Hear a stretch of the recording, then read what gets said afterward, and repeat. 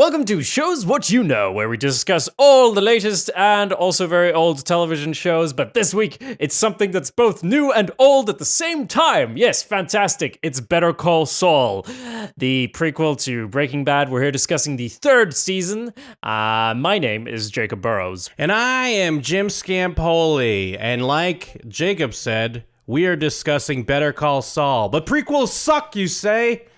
And I say, you're right. You're right. This one's pretty good, though. Yeah, exactly. I mean, I think our society has a quite healthy distaste for prequels, which has grown over the years, except for, all the people making every movie. They still like them. But everyone else really hates it, and it's almost to the level of, I don't know, we've never actually discussed Better Call Saul as such. So I would want to ask, what is your opinion of the first two seasons? Well, I would say I really enjoy the first two seasons. I don't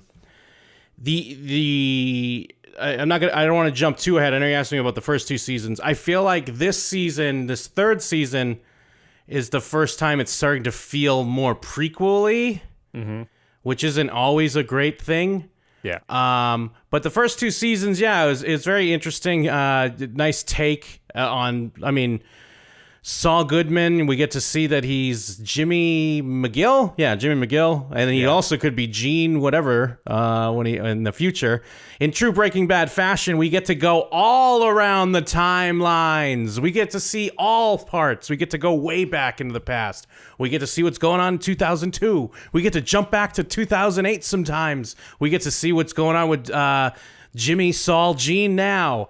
And who doesn't love Bob Odenkirk? But at least the first two seasons, it felt like we were kind of learning new things. We learned that Jimmy McGill has a brother, an overbearing weirdo who's afraid of electricity. And he has, a potential love interest, a kind of will they, won't they. And he's always been kind of scummy, but a more manageable scummy, with just a scummy guy with a good heart. Not quite the full-on lawyer shyster that we knew and loved from Breaking Bad. So I really liked all that, which is kind of a sprinkle of Breaking Bad stuff, like a character here and there that we know.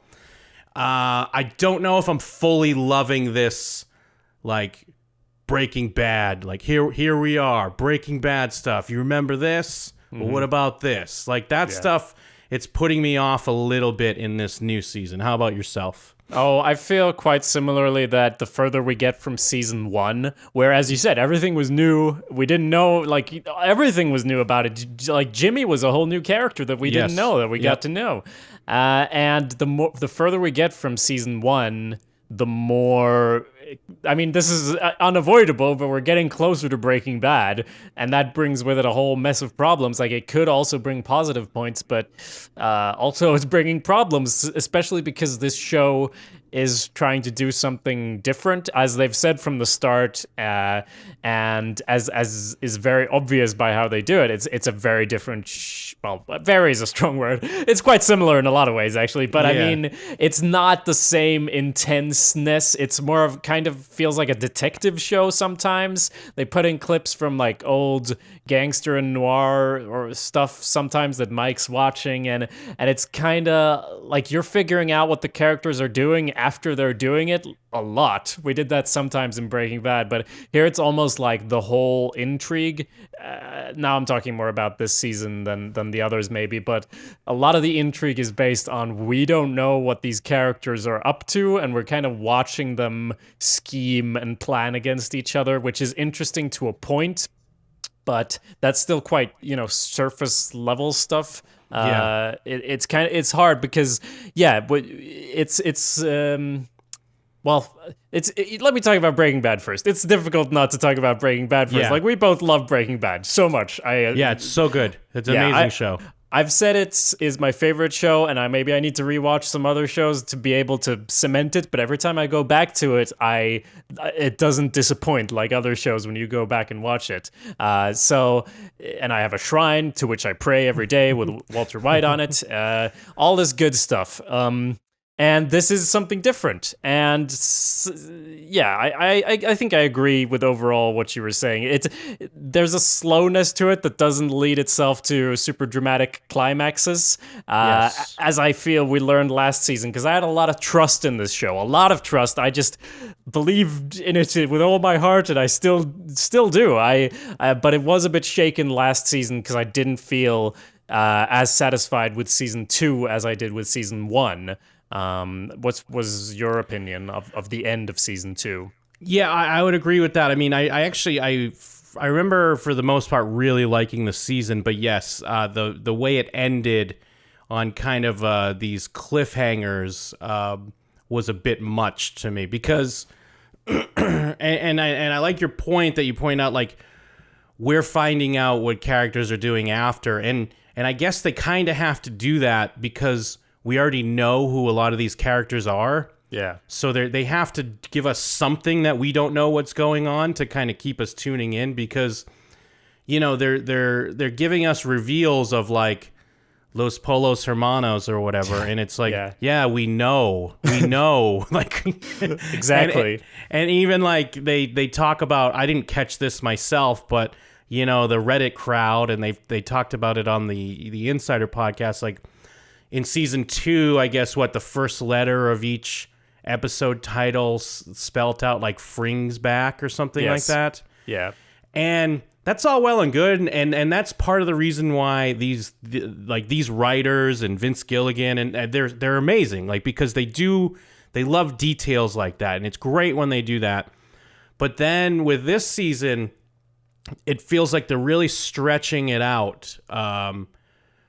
What is already basically a foregone conclusion. Like we already know where this is going, and they were even laying out all these hints and details, and it's nice how meticulous they are, but then it's also kind of like episode 1 and 2 of this season probably just should have been one episode.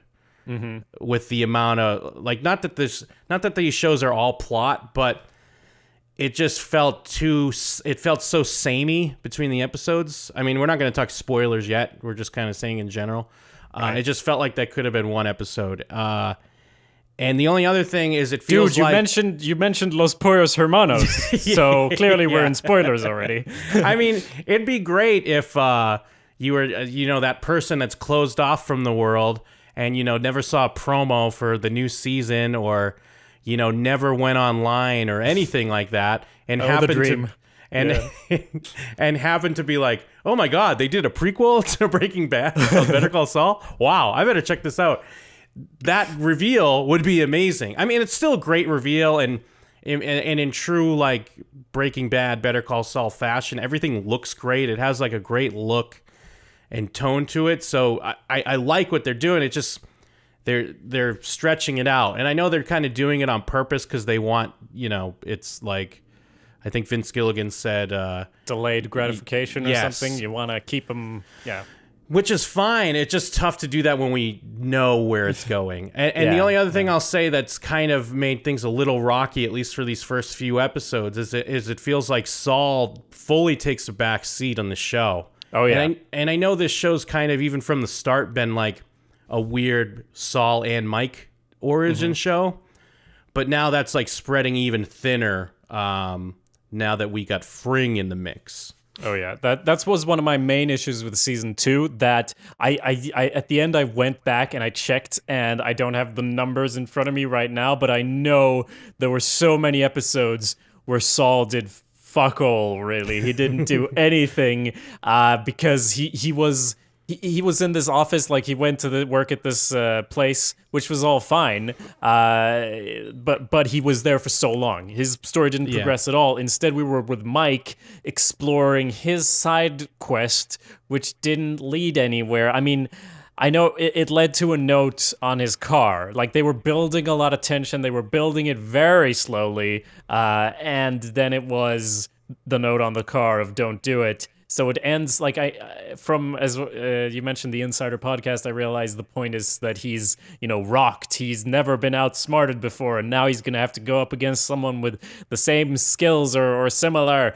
But it wasn't satisfying, especially because Saul was in that office for so long. He eventually got out and started doing commercials and fun stuff, but it was a small, it was a smaller part than it should have been. I have always been more riveted when Saul's doing stuff in the show, because sometimes he's in it but he's not even doing stuff, unfortunately. And I don't dislike Mike. I love, especially when Mike and Jim are together, Jimmy are together.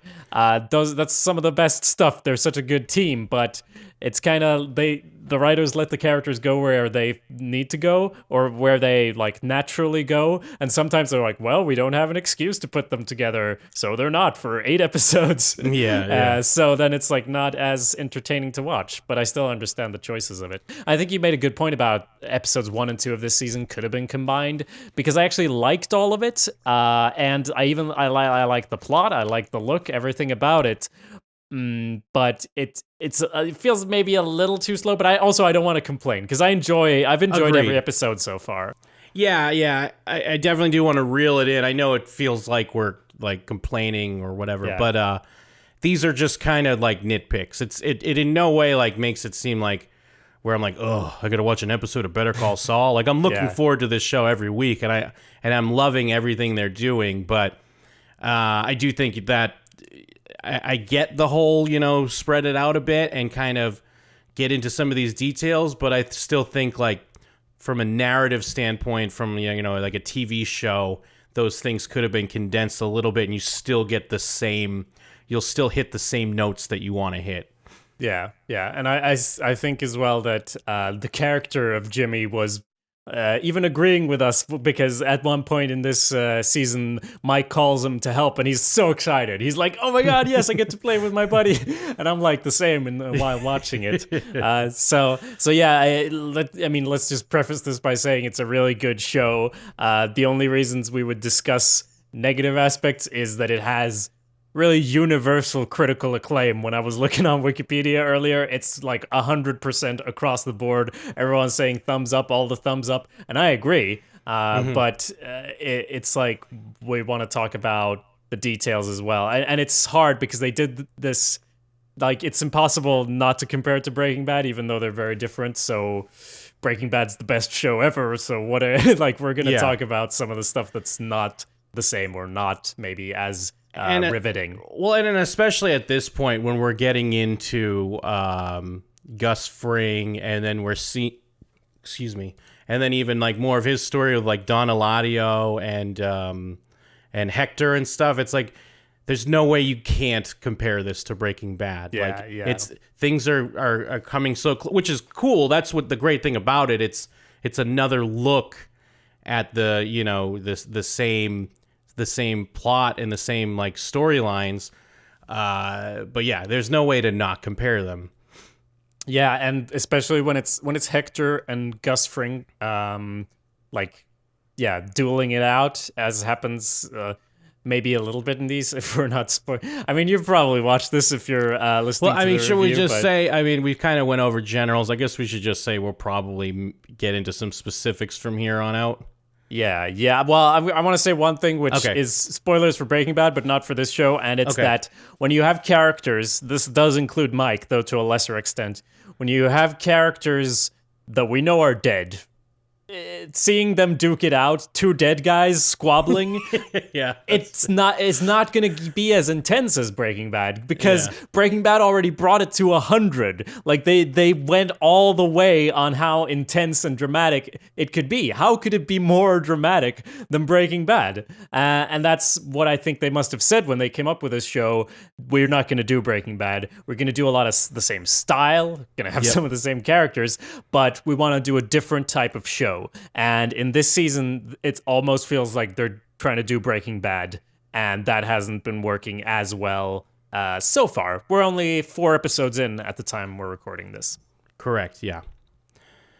Well, shit. We'll just say spoilers from here on out. Spoilers from here on out, but only for the first 4 episodes. Well, yeah, for the first 4 episodes of season 3 of Better Call Saul. Exactly. Yeah, because to kind of tag on to what you're talking about, because it's the drama's already hit there, and even adding the comparisons to Breaking Bad, like you could take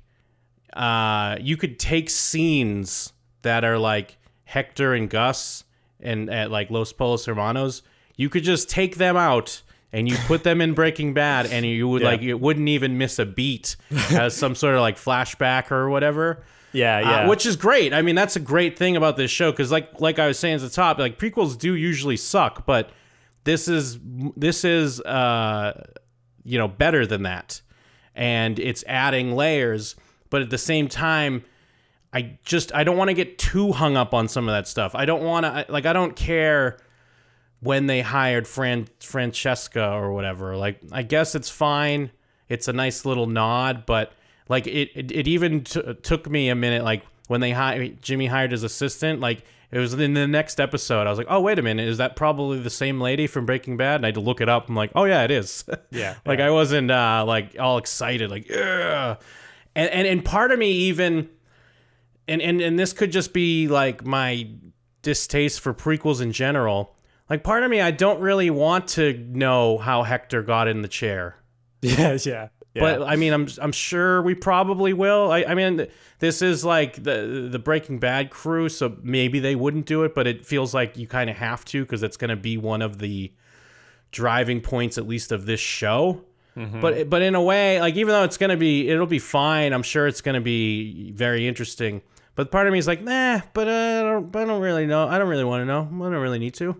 Yeah, and I think that's part of like this thing where we want new stories, where like that was part of the setup of the story you were meaning to tell. If they had meant to tell the story of the chair, it would have, like, they never brought it up in Breaking Bad. Why not? Like because they could have had a scene in another show. It feels like they would have had him speak, or I don't know, Morse code out on the bell. Did you know how this happened? It would have been a big important thing, but it doesn't matter. And that's one of the things that's great about these writers, that, and I didn't realize this originally when I watched Breaking Bad, that they don't know. They leave a lot of stuff unknown. They are flying by the seats of their pants, but they spend so much time on it and so much craft and skill that there's no way you can tell that it doesn't matter. But even to the point that when they introduced Gus and Hector, those characters didn't know each other. I think even in the scene where Gus goes to talk and Hector's at the okay, my details are going to get messed up, but I mean, when they introduced both those characters, they didn't know about their past. They came up with their past later, after they had met. Like, they'd met in the show, and they hadn't even decided that they were old rivals, at least to that extent that they then came up with. But it all flowed so naturally for them, and that's why they didn't write the whole... they didn't do the world building that some fantasy authors do, where they write 10 books about the history of the world before writing a real story. They just did the story. It's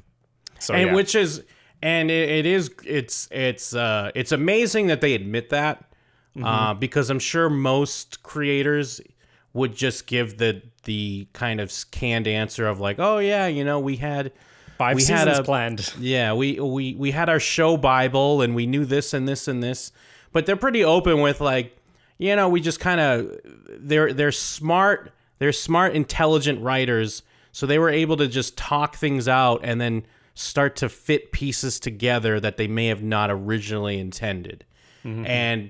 But it comes off, it looks so effortlessly. It does look like they, George Lucas, I had the prequels written, in 1962, like 20 years, like 15 years before the movies came out.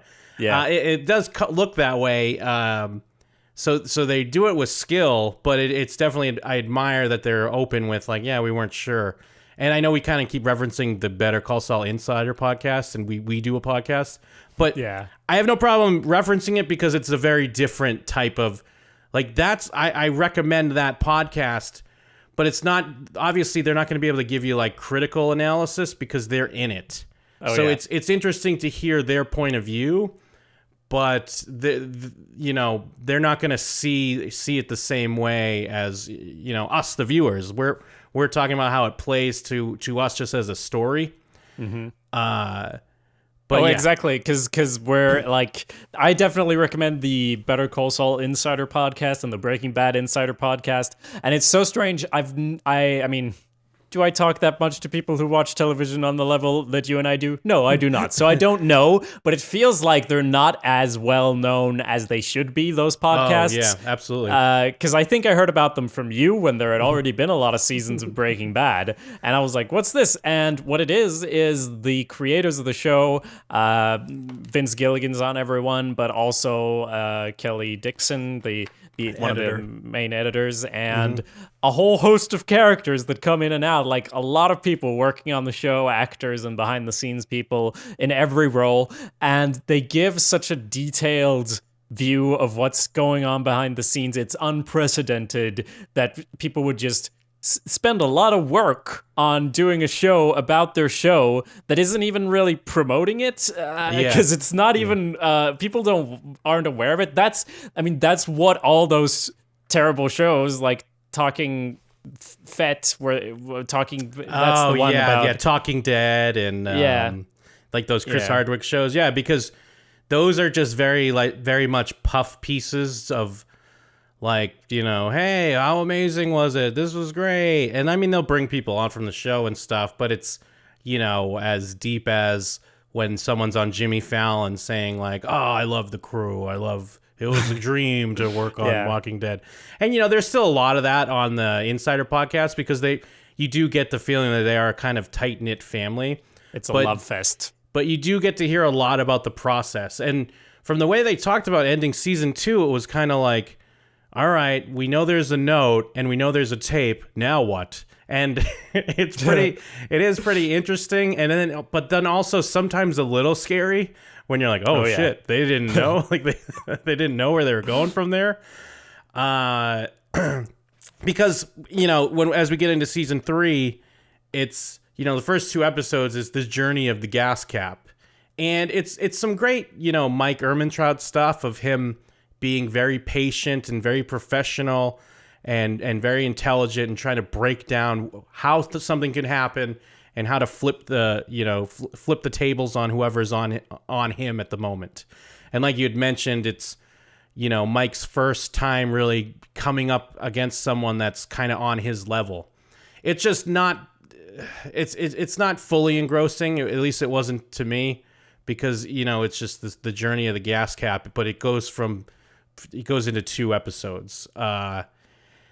And I do love the Mike Ehrmantraut character, but I feel like the creators are more in love with him and in love with the actor. Yeah. So they give him more than he should, because in the end, guess what? Spoiler alert for Breaking Bad, Walter White takes this piece of shit out. So he's not that great. And to me, sometimes I get a little, because he's such a big part, like especially this season, and I get kind of a little sick of his like he's such a professional, he's half asleep all the time, like here we go, you know, I don't need payment, we're right, we're square. And it's like I do think he's great, and I think he's a great character, but it starts to get like Jack Reacher-ish to me, where it's just this everyone's like, I could just picture there'd be a scene of people in a bar being like, Mike Ehrmantraut, that guy walked in, took out blah, blah, blah, did this, did that. It's like, we get it. He's great. They love him. He's probably an amazing actor to work with. He does deliver, but I'm getting a little sick of his half asleep, fucking just strolling through every scene, being the best. Well, he's also immortal in this show. Yes. So we know nothing too bad's gonna happen. He's not gonna end up in a wheelchair, or if he did, it's gonna be a Hank situation where he's up with a walking stick the next next season. But Jim, yes, Walter White may have killed Mike Ehrmantraut, but just because you kill Mike Ehrmantraut don't make you Mike Ehrmantraut. That's true. Very true. And no, no, I agree that I do like him, and it's like that scene where he's in a parking garage and people come in who are gonna work for this guy, and he just shows them what's what is so fucking great. It's so funny. That's from season 1, I think, right? Where he's in the parking garage and he's got someone has a huge gun. They shove in his face. Yeah, and that is. You don't have a gun. And he's like, ugh, and he's so annoyed. It's such a great scene, but it feels like there's so many versions of that scene where everyone is below his level. And I mean, I suppose they're trying to explore that now, where Gus Fring is someone who's actually on his level. But so far, I mean, it's a little fan fiction-ish, a little bit. Yeah, it's reaching like Mary Sue territory of like just being that awesome character. And I mean, he's supposed to be that awesome character, but yeah, like again, I'm not saying less Mike. I mean, I love the character, but it's just getting a little bit like, okay, here's another scene where Mike's going to be the best. And as far as narratively, sometimes it doesn't pull me in. And because like with such a lack of Saul, like at least in these first 4, because to me, the Saul, Jimmy, I should say, the Jimmy Chuck stuff is kind of the most interesting, just because I don't really know where it's going to go. I mean, I have an idea it's going to come to a head where he becomes Saul Goodman, but I'm interested in that journey and how that's going to play out. I'm very, very interested in how they're going to explain that he's just all of a sudden Saul Goodman and all these people don't know him as Jimmy McGill. You know what I mean? That feels like that's going to be quite a leap. And I can't wait to see how they explain that or how they play that out. But how do you mean? Because these characters don't really appear in Breaking Bad, except for obviously Mike. Yeah, they don't. But I just mean in the general vicinity of being a lawyer. Like, even if I know in Breaking Bad, he's kind of in his own like little strip mall being a lawyer. But like, I guess they're still aware of him. But it would just be weird, like, they're all, even just in the courthouse, he's talking to just random people, clerks and people at desks and stuff.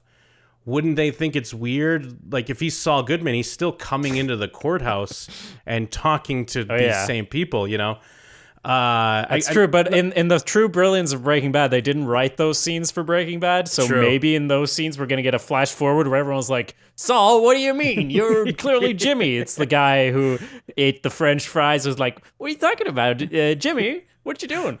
It's like personal branding. Yeah, I don't know. It'll be, I mean, I was going to say it'll be interesting, but it won't. That part won't. There's a lot of, I get scared because we're closer to Breaking Bad, and it's actually interesting that all the time jumps you were describing are, to me, it sounded when you were describing it like something I would hate, but actually in Breaking Bad and in Better Call Saul, it's all fine by me. And I'm someone who famously hates when people go jump back in time or have a dream sequence or anything that's not real and moving the plot forward. One small thing, to be fair, they did have the break-in to his brother. That was in episode 2. That was the climax or the ending of episode 2. Yeah, that's true. So it wasn't just the gas cap, although the gas cap was a big part of it. Mm-hmm. And we did get in episode 2. I like you were saying before. I did love when Mike got Jimmy on the horn and had him help him out with like scoping out Los Polos Hermanos. And I really liked that shot of. I mean, Breaking Bad obviously has all these crazy shots all the time. And this wasn't even that crazy. I just really liked how they played it when it was just kind of, it was a close-up on Jimmy watching the guy with the bag. And you just start noticing, like, out of focus in the background, you see a guy cleaning up and you're like, oh shit, there's Gus. Like, Jimmy doesn't even understand right now. He's an idiot. You're so stupid. Turn around, you dumbass. I really like... Even though that's a lot of prequel-ish stuff, that really hit the notes for me. Like, that was the nice, like I didn't mind being ahead of the characters, and I wanted to see how that interaction played out. And it was kind of nice when he catches him in the trash, and, they had a little back and forth, and Jimmy's being Slippin' Jimmy and coming up with a quick scheme on the fly. And then Gus, like, it's weird. We talked about The Get Down recently, and I can't think of that actor's name now who plays Gus. God damn it! But anyway, he's in the Get Down, and he's over the top and kind of absurd.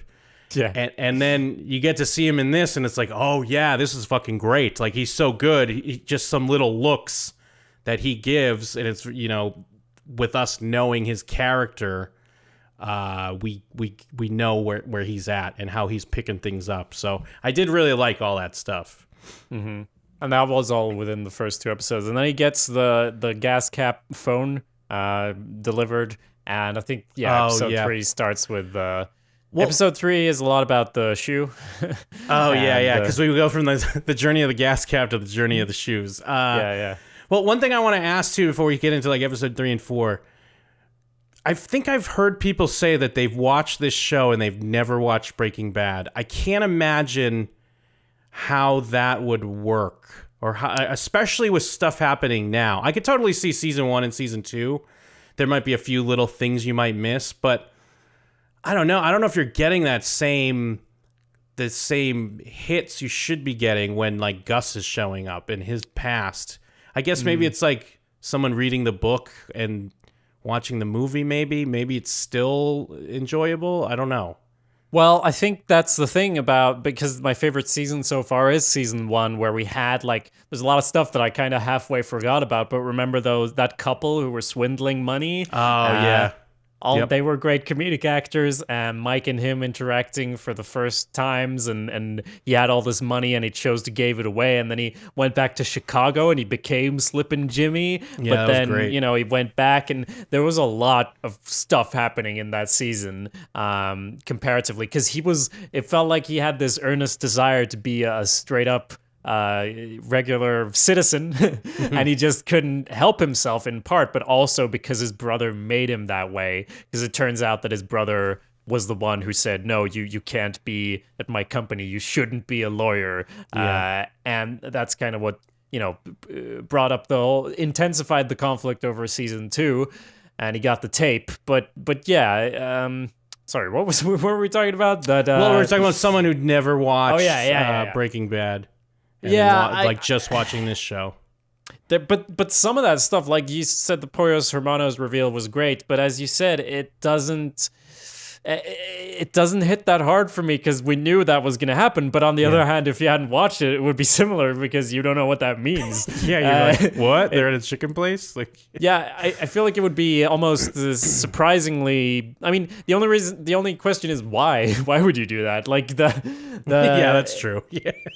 I think it would still work, honestly. It would still be the same show, but I mean, watch Breaking Bad. I think it would still work, but I feel like it's definitely would be starting to go off the rails and kind of not work with Gus. I guess you'd still kind of get the idea, like, oh, this guy has got some power, and especially because we know this Mike character's cool, and I don't know. I guess it would still kind of work, but yeah, especially that reveal of Los Pollos Hermanos, you'd be like, what? What is that? I don't understand. Some of the stuff they do that is weird camera stuff, like Gus Fring being out of focus in the background, would be even stranger if you didn't know who Gus Fring was. It was just some guy, Yeah.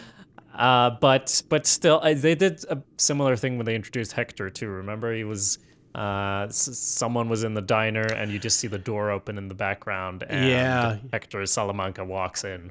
Yeah, or even at the end of the first episode, when doesn't it just end on Hector's nephew, that guy from Breaking Bad, basically, and that was a reveal, and it went to credits. So if you'd never watched, you'd be like, all right, some guy, a Mexican guy, lives in a house. Oh yeah, that's right.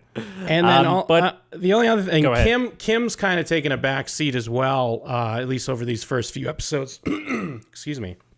As far as she's kind of going back and forth, where we did see hints that she kind of enjoys the Slippin' Jimmy part and has kind of some of the same skills on her own, and we're seeing that a little bit more in this season. But I'm still not really reading where she's at. Is she hating Jimmy right now because of all this shit? Or because remember, her whole thing before was I want to be a legit lawyer, and I don't want your stuff messing up my stuff. Yeah. But now it appears that it is. Yeah, and they've really joined forces in the fourth episode, and she's calling places pretending to be someone else, which is very slipping of her. But it's hard to say because just from what I heard behind the scenes, it seems like she's, I don't know, 'cause it felt in the first few episodes that the rift between them was just growing, and when there was this scene where after he declined her help and got back to the office, he had a long speech explaining why he had to deal with this on her own, and then she says, okay. And I wonder, I haven't heard the insider stuff on these later episodes, but I totally, I kind of hated Jimmy in that because I saw that as him being manipulative, and maybe I read that wrong. Maybe it's just because I'm seeing him as Saul and as the scam artist. Yeah. But I also know that the show's gone out of their way to show that he does really have feelings for Kim.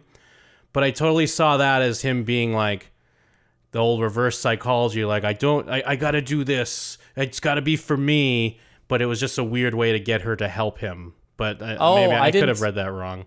Well, I didn't feel that because why wouldn't he just accept her help to begin with? She went to the courthouse to represent him, and he said, no, I got to do this on my own. So I believed what he was saying, but it was obviously like a script as well that he'd been planning he was going to say. Yep. And he'd been planning for her to fight back, and then she doesn't. And the way I read that, or one possible interpretation, is that because the rift between them has gotten so large, and for her it was a big deal that he went and changed the evidence, or no, the paperwork, actually messed, that's, I don't know how illegal that is, but it's pretty illegal. Yeah. And she was upset about that, and I felt she was upset about that to the level where when she said okay, it meant okay, go do your thing. I don't get me involved then. I tried to help you, but now fuck it then. But from what I've heard in the Insider podcast, this does seem more like she supposedly understands what he was saying, which I didn't feel like that at all. But I suppose it's open to interpretation.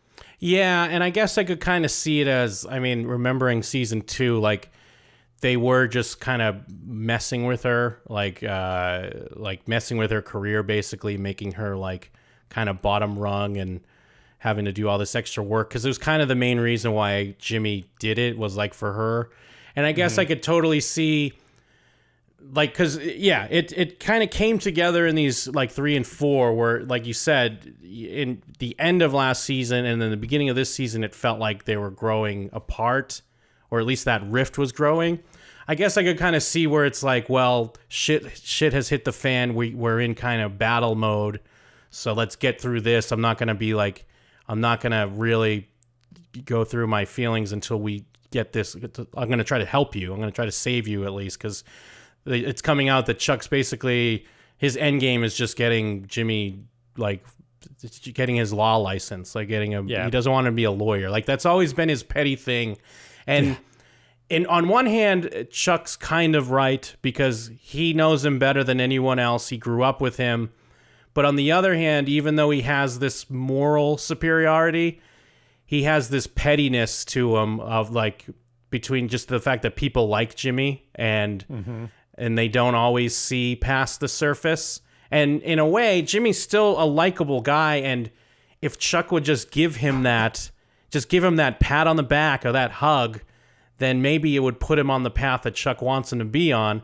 But then Chuck has to sit here with his mother on his deathbed asking for Jimmy, and he's been the good guy all along. So it is a great dynamic.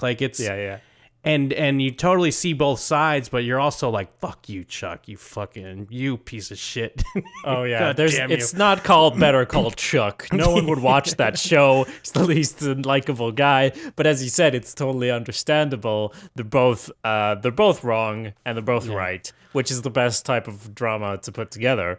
And that's probably why their stuff is more interesting than Gus and Hector. Who's gonna sell the most drugs? I know that's entirely what Breaking Bad was about, and I did say earlier it's the best show in the world. But here it's actually got some layers to it, and it makes that really interesting. It makes the Kim Saul interactions really interesting, and even even Mike and Jimmy. I mean, when Mike and Fring are interacting, and we get this sense that Mike, cares about more. He cares about innocent civilians, and he cares about this and that because of his own background and stuff. That's interesting to a point, but it's not gonna be as interesting because, as I said, they're two dead guys. Hanging out. I mean, it's interesting to see the whole origin tale, and I think it's even where kind of episode 4 ends off in a way where we get to see that, Gus is like, you didn't take the money, and Mike kind of going over, it's more about his standards and what's right by his particular code.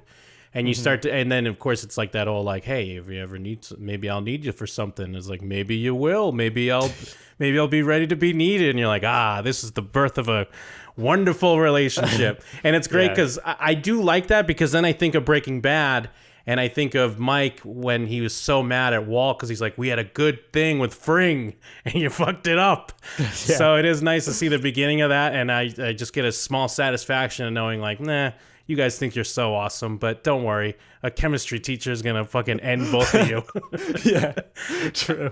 One thing I did love too is I think it was at the start of episode 3 when, Chuck calls the police and Jimmy gives him that speech of here's what's going to happen. You're going to have one of your episodes. Because for whatever moral reasons Chuck has, Jimmy was still always had his back and was doing, everything for his brother. And he's trading that in, he has these these sycophants or whatever at his law firm, but they're only going to go so far until they get an opportunity to just not have to deal with them anymore. Yeah. So I liked a lot of that stuff too. Yeah, that was cold and awesome because it's their battle is what it's gonna be about this season, obviously. And last season was a battle of wits considering the whole faking the documents and the cassette tape itself making it, but now it's clearly been stepped up a notch. But it's all driven by mystery, as I said at the start, that there's so many things like the car, where in the car, what's going on with that, why did he buy that tracker, where is the tracker, where's it going, which we already knew, the shoe, what's Chuck's plan for the cassette tape was a big thing for the first 2 episodes, and then it all paid off so far. The stuff that has paid off, that's true. But it's been sluggish in the way where I start to wonder how many seasons they're doing of this. Are they just grinding it down in order to be able to make as many seasons as possible? What's the climax of Better Call Saul? I don't need to know it. I don't want to know it, but I get a little worried when they're doing it so slow-ish. What I'm saying sounds bad. I'm not really worried, honestly. I'm completely on board, actually. But it's it's a little sluggish. And this is why you listen to us instead of the Insider podcast, because we can talk shit about your favorite TV show. I totally thought when I first heard the show announced, I thought there was definitely going to be a lot more, and I guess we saw it a little bit in season 1, like you mentioned, with that family that was pulling scams and stealing money or whatever. I totally thought we were going to get more of a law show kind of and see, at the time Saul, but even if it was Jimmy, see maybe a little bit more side cases and maybe some one-off stuff to just play around with. And I guess maybe we still will, but it feels like things are getting so into, origin Breaking Bad territory. It feels like it'd be very hard to really do anything else at this point. Oh, yeah. I think in true Vince Gilligan fashion, they didn't know what they were going to do either until they sat down to write it. I even heard, they were planning to do it a 30-minute comedy for a while until they thought, no, let's just do... Yeah, that was the original. I remember reading, the announcement, and they were talking about, it was going to be a 30-minute comedy show. It was just going to be a wacky fucking... one thing we glossed over, we didn't talk about, was actually in the way they've been starting these seasons... is with Gene working at Cinnabon. Yeah. What do you think? Do you think we'll get to a point where it's going to be more about that timeline, the post Breaking Bad Well, the real question is, do you in the United States really need to have a shop for everything, like a place that just makes cinnamon buns? That's a thing. Yeah, I Cinnabon, mean, bro. we go to one place and they have all the foods, like all the snacks and things. I mean, or like a cafe. You know, you can buy a cinnamon bun, but you really have a place that's just cinnamon buns. How else are you gonna know who's the best at cinnamon buns? If you just go and like, this place got good cinnamon buns, this is good. It's like, all right, but is there a place called Cinnabon? Because clearly that place has the best cinnamon rolls, cinnamon buns, whatever the fuck. Yeah, that's a good point. And also, again, in good Breaking Bad fashion, I think that was just a one-off reference in Breaking Bad that if I'm lucky, I'll be a manager of a Cinnabon. Yeah. And now it's like a huge part of it. It's the thing. Yeah, it's the best. That's how, that's the opposite of how product placement works. Because obviously Cinnabon, I'd never heard of them. And this is like, now I know all about them. And they're like working, like because a couple of the girls in the show working in there are real Cinnabon employees. And Cinnabon's like, great, we're on the highest rated TV show ever. And it's just because they did it because it was organic and natural. They should get paid for it, but I don't think they are because they're just collaborating. But to answer your question, no, I don't think we're going to be that much in the. We're not. Are we going to have a black and white season? Do you think so? Yeah, I know. It wouldn't be. But it couldn't be black and white. I get. Well, although I guess I could totally see them maybe doing an episode. Oh yeah, for sure. I mean, I said no, but that was just a gut reaction. It could, like, even if they would just have it linger on his face, and then it would slowly go from black and white to color, and then that would be the rest of the show. And I mean, I would almost enjoy that a lot. It almost feels like the end of the show has to, you know, obviously this first episode he collapses and. You know, they don't say what that's about. Yeah. It feels like, and maybe this would be stupid or maybe it would be great, but it feels like he's going to have lung cancer or something. Oh, yeah. Jesus. Not that. They're not going to do it that bad, but something's going to go on. And it feels as well as he's, like, clearly in the future, he's suppressed his lawyer side, but he really misses the good old days. He's got the videotapes in season 1, the first flash forward. And I think an almost pretty obvious way to end it, or to at least have some sort of climax, is he's defending himself at the end. You know, he's caught in black and white, and he does his own defense, because now that's him returning to being a lawyer. But it's also gonna, you know, in his closing statements, that's probably gonna be the end of the show, where he, you know, wraps it all up in a neat bag and has a great Saul Goodman monologue. That seems likely. I would love that. I would actually really love that. Even though, like, you're right, it kind of seems like what you would do. I would still love it. I would love it so much. No, yeah, exactly. Because so I do really like the peaks at the modern day or future or whatever. Jimmy McGill, Gene. I don't know if they said his last name or not. Saul Goodman. I do kind of want it to lead to something. Like, I mean, I don't need a whole season or even a whole episode, but I would like it to lead to something for the show. Now, I know these are like the obvious questions, but do we see Walter White on this show? I would have said no after like season 1, but now it's almost 100% certain that we'll see Walter White. I totally, because what I didn't first, when it cut to Gus, like at the fire department or whatever, I didn't realize it was a fire department at first, and I was like, "Oh shit, here we go. We're gonna see Hank." Oh yeah, no, I thought that when the the drug enforcement thing we're going through, DEA were looting the place when Mike was watching it with binoculars, I thought Hank would be there, and then I was doing some calculations in my head, like, wow, he'd be pretty young, relatively speaking. But I mean, they all seem to pull off, like. They're all believably kind of like they're in that age bracket where Bob Odenkirk, 10 years here or there. They did a really good job of making Bob Odenkirk look younger. Mm-hmm. I mean, I guess they probably just like he's way more svelte, and like his hair is better because, you know, he was just a little bit more, I guess, chubby and balding in Breaking Bad, and it just happened. Like, I'm sure they just did that because that was the goof. Like, this trashy lawyer guy, but he's got like hints of brilliance, and he knows how to really run a scheme. but it just happened to work where they could easily young him up, and it doesn't feel out of place. It doesn't feel like there's trickery going on. It's like, no, that's just younger Saul Goodman right there. There he is. Yeah.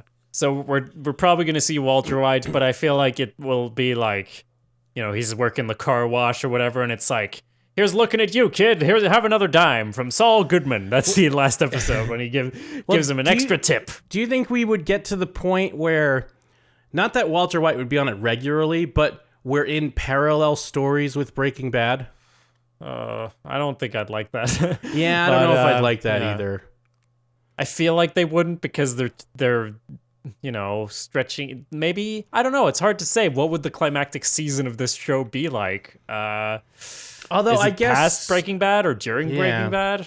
I guess probably more in line with what they would do is maybe we would just get hints at moments that are maybe parallel. Like even if we get a Saul moment from before he has to go into hiding or whatever, or just picking up when he first leaves. Like maybe stuff like that. I don't know. I mean, I don't know if I'd necessarily want it either, but it just feels like with the stuff they're doing now with Gus and how we're seeing these things, like how they came to fruition, it feels like we're going to get to that point. Even though I think there's still a few years off from Breaking Bad, it just feels like we're so close to it. Yeah. But I don't know. I guess we'll see. How much time do you think has passed in the show time, from the start? Because it started in, I guess, 2002, inside the show. And has it been 6 months? Has it been a year? It's really hard to... worked at that law firm for a while. Yeah, it's really hard to say because the way they do time in Breaking Bad, because I remember I didn't hear until they were going into the last season that they're like, oh yeah, so it's been about a year. And it's like, this whole fucking show's been a year? Are you serious? So you never know. They could be like, yeah, it's been 3 months. It's been 3 months since the first episode of Better Call Saul. Yeah, and it's hard to say right now with the way they're pacing it out, because it's like, what's the show about at this point? It feels like, and I want it to be about Saul. No, well, Jimmy and Saul and Chuck. That's the important stuff. And he's gonna have a whole season probably where him and Kim break up. I don't think that's gonna be this season. I feel like that's gonna be the next one, because this season's about him and Chuck going head to head. Feels like Chuck. There's been 5 moments when it feels like Chuck would have died, and that would have made a huge impact. But I mean, that's gotta come up at some point. It feels like, I don't know. Yeah, we'll see. I think we pretty much covered these first 4 episodes, and we'll just have to wait and see, right? Yeah. The only other thing I wanted to call out, I don't have much to add. I just liked it, like you were saying before, of being excited when Mike called Jimmy. It was cool when Mike showed up at Chuck's place, and you're like, it's Mike and Chuck. That's cool.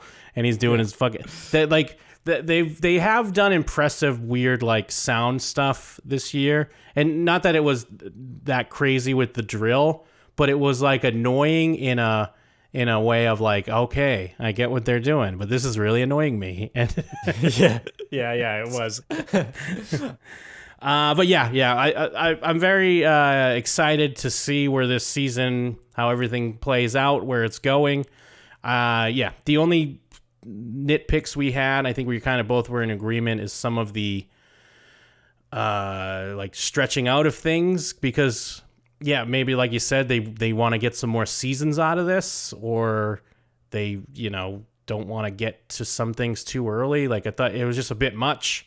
I wouldn't even be saying that about this season if it wasn't for the previous season, where all the way through I thought this is all going to pay off. This is all going to be worth it. And I mean, it was good, but it wasn't to the level that they built it up and slowed it down and had Jimmy barely appear for 3 or 4 episodes and then come in and do something. Well, and then the last thing before we finish up, how many seasons was Breaking Bad? It was season 5 the last, but it was split in half or whatever? That's right. So, does this show end up having more seasons than Breaking Bad?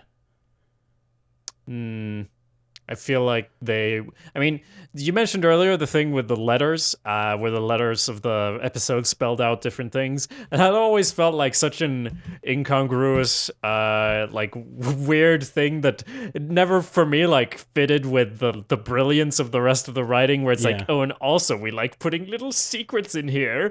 Yeah. It's not bad, but it's like, well, they did it in Breaking Bad as well. The season with the plane. Yeah, I agree.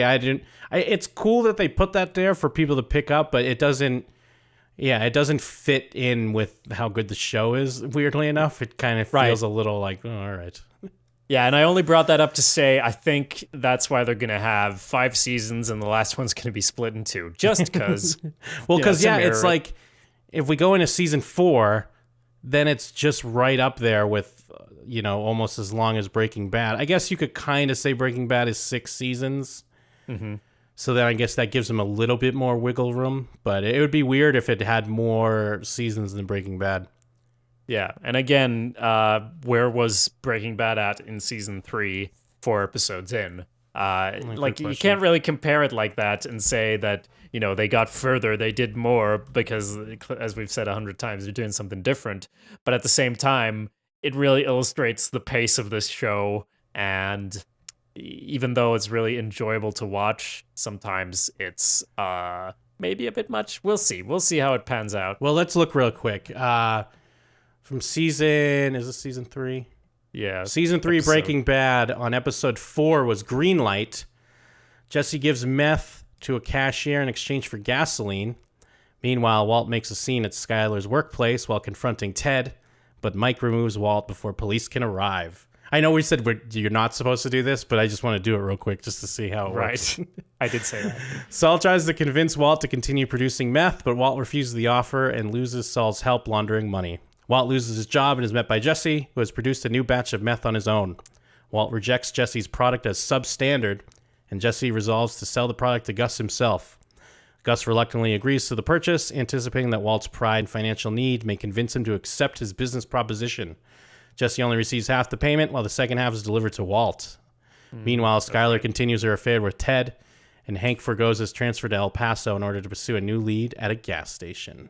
When you bring it up like that, because now that I think back, you remember the big moments in Breaking Bad, right? Yeah. There were some episodes where it's not bad, but I mean, it definitely had some of the same qualities of, like, there was 1 or 2 places where a season was like, okay, I guess we're still going to the super lab. And I mean, I'm not saying The Fly was bad. The Fly was great. Fly was but good. Yeah, but I'm just saying there were certain sections where they were clearly building to something, and we shouldn't slap Saul on the wrist too much. Well, because I mean, even thinking about it now, even the Gus Fring character is a great character, but I do remember doing a rewatch, and they definitely spread it out a bit just to get it to that finale. Yeah. But yeah, hey, there you go. It's the exact same show as Breaking Bad. And yes, if you disagree, what show could this possibly be more similar to? Why don't you let us know in a comment on our website or YouTube? It's showswhatyouknow.com, showswhatyouknow on YouTube. You can also email us at showswhatyouKnowshow@gmail.com. And you can subscribe on iTunes or other catching things and leave a review there. Why don't you? Yes, please. So, what else? JimandThem.com for Jim's podcast, which is a great podcast. Awesomepedia.org is where I keep my other projects, including podcasts. And we both have YouTube channels that you would enjoy. This is why you listen to this before and after the Insider podcast, which you should also listen to because it's very good. But you can't leave those comments on their site. They don't want to hear it. We'll take any of your comments, no matter how positive or negative. Yeah. So I think this is the perfect companion piece to the Better Call Saul show/Insider podcast. Is Shows What You Know. We're similarly underappreciated, I'd say. So yes, get in touch and we'll see you with the rest of the season, I guess. Yes. Thank you. We are Shows What You Know. We'll always watch TV. And if you think we can't, Well, watch more and you'll see. That's why the people of the web believe in Jim from Las Vegas and Jacob from Sweden.